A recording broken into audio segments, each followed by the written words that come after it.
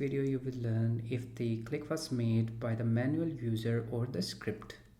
So we are getting the element using the get element by id and storing it inside the test button variable. And here we are attaching a click event listener by using the add event listener, and whenever someone will click on the button, callback function will get called, and inside that we are passing this event.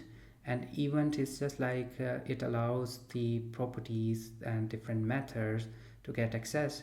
For example, in order to access the element itself, you can use event.target, then of which element was triggered, then it returns that. But here we are using event.isTrusted, which is accessing this property, and this is a read-only property, which means you cannot modify it. Returns a boolean true or false based on the click happening. So for example, if the user if the click was made by the user, then it will turn into true, which means that user clicked the button. So this click was triggered by the user will get printed on the console. And if the click was happened by using the script, then the second portion will return. This click was triggered by the script.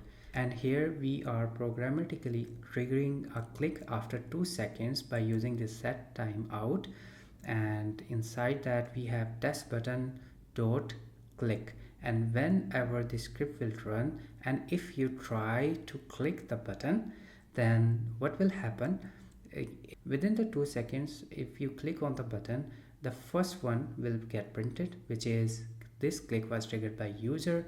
After the 2 seconds, this script will run set time out and test button dot click, and then you will see that this click was triggered by the script. And if you're curious how did I made this animated video, I use snapify.com. Let's see how it works on the browser.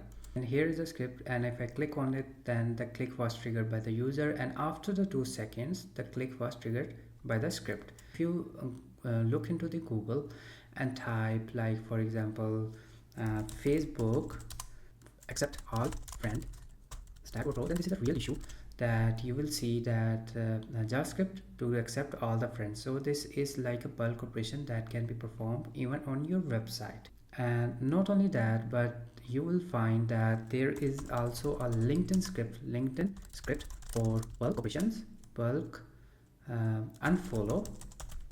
And then when you will see that there is also an article which is going to lead you towards the script unfollow.js. When you click on it and then click here, and then you will see that this is happening by using this function. This is how you can detect if the click was made by the user or the manual action. If you like this video, please don't forget to subscribe this video and give this video a thumbs up.